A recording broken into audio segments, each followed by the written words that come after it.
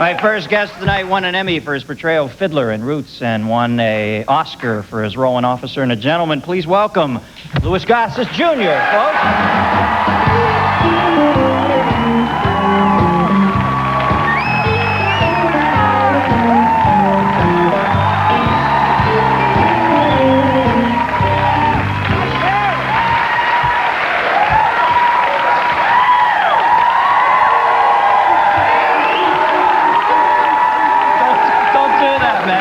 I'm getting in trouble with your other friend. That's all right. I do both shows now. All right. I do all the shows. Hey, I just read your bio earlier today. I was reading all your stuff backstage, and I thought, my God, I'm not doing enough with my life. You, well, I've been around a little bit longer than you have. Yeah, you have done it all, though. You've won every award I can think of. Yeah. You've all these activities outside the business, which are much more important, I would think. But the thing that touched me the most, and I'm not sure how you pronounce your adopted child's name. Sharon. Sharon. Yeah.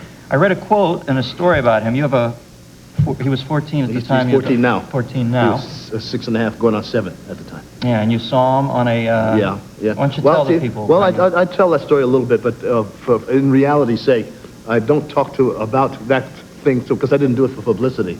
I did it to include him in my family and my life, so that I'll just do a little capsule. He's my adopted, he's legal, he's my blood son right now, and my other son is 17. So that's but I was...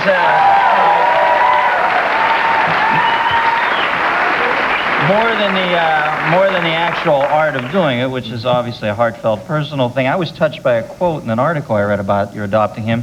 I thought it was very telling, where you said, your son now assumes that he deserves certain things. Oh, yeah. And I find that so touching, because so many of these kids who are disenfranchised... Well, he teaches me a lesson about certain things, about the psyche of a child, or someone who is deprived. Yeah.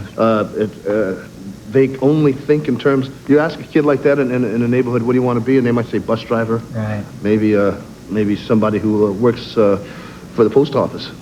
You ask a kid in another neighborhood, and they'll say president. So there's a dream vista that's limiting. So you got to get that shadow off and get them to dream as far as they can think. Yeah, well, must be...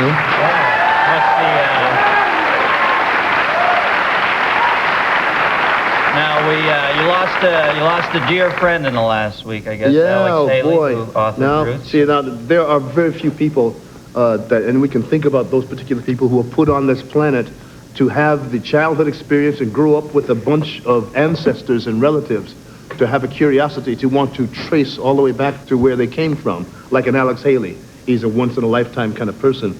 He has made an indelible impression on my life by putting me in the part of Fiddler. And he's one of those unselfish people. He will come and show up for you anytime, anywhere. So he forces himself to get on a tramp steamer in order to write, so he can't go anywhere. Comes back with reams of literature, but as soon as he gets off, he's gone. He's one of the most brilliant, unselfish, great human beings I've ever met in my life.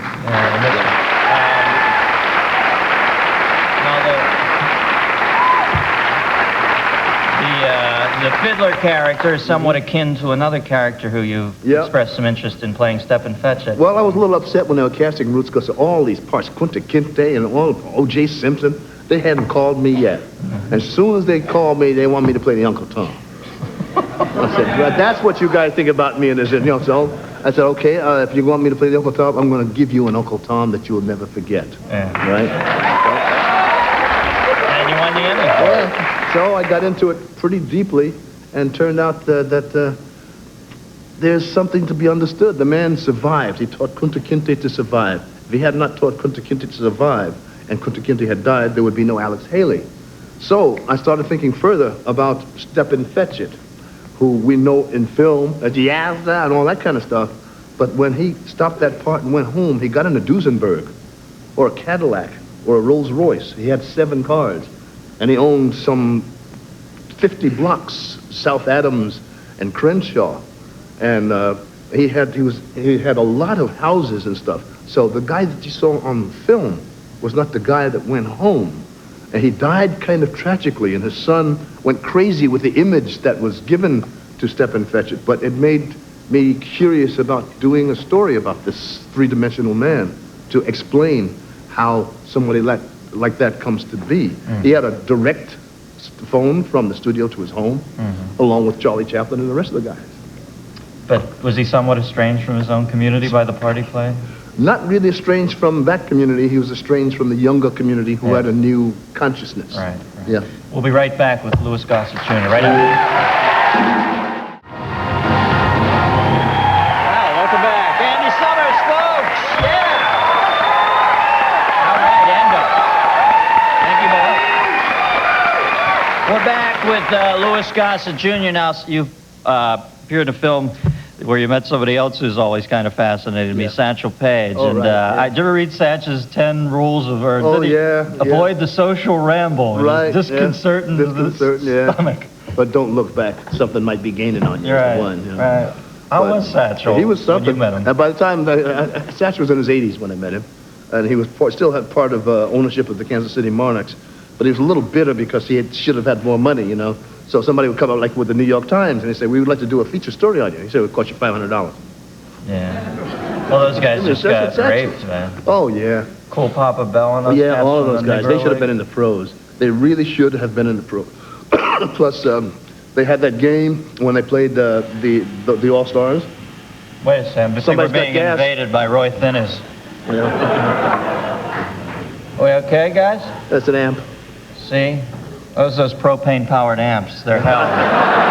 We're going to go to the electric stuff next week, but, you know, we got budget problems. Now, what's the new film is Diggstown, and you lost 40 pounds for it? Yeah. Pulling a De Niro thing? And I pulled a De Niro thing by gaining weight in The Punisher with Dolph Lundgren. I played an over-the-hill cop, and it was a pleasure to gain that weight. A pleasure. How'd you go about doing it? What was your favorite? What was your... I was in Sydney, Australia.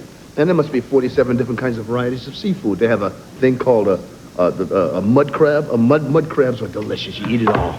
And I had mud crab every day, and I had mashed potatoes, the French fried potatoes, I had the steaks, I had everything. I went up to 242. For your art. For your art. Yeah. Then came home. This was about 3 years ago. And I figured I'd do a De Niro, you know, eat the brown rice and run a lot. And I kept getting bigger.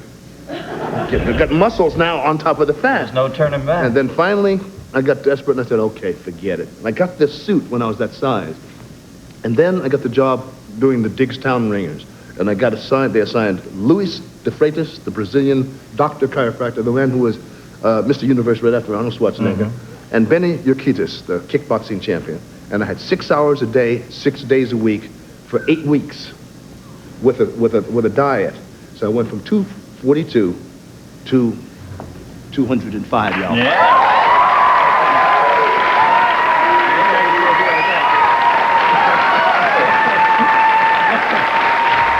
Man, you're looking very Linda Hamilton now, babe. Yeah. You got that Terminator ripped to you. Yeah.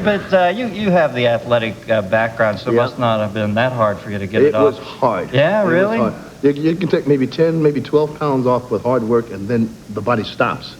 You don't take it off. Maybe you take a little micro ounce at a time, and all of a sudden it starts again, and then it stops. And so you have levels, and you get kind of evil after a while. And finally you get there.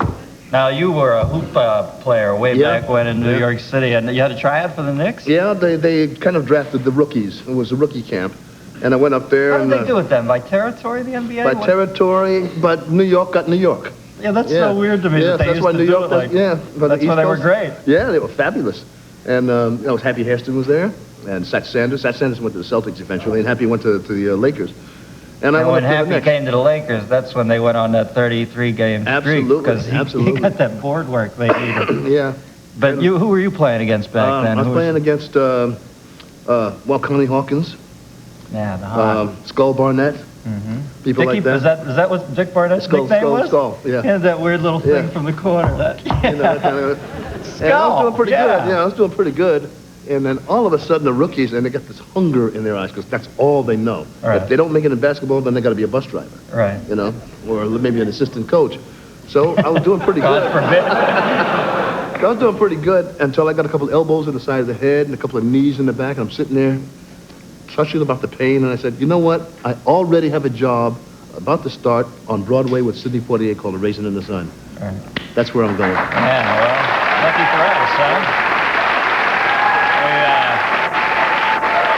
We were talking in the break, though, man. There's something, what can be more riveting than an athlete in all his glory, though? Oh, and Magic at the All-Star game. Magic. It was just incredible, Yeah. wasn't it? Yeah. What are your feelings about Irvin, man? What is that?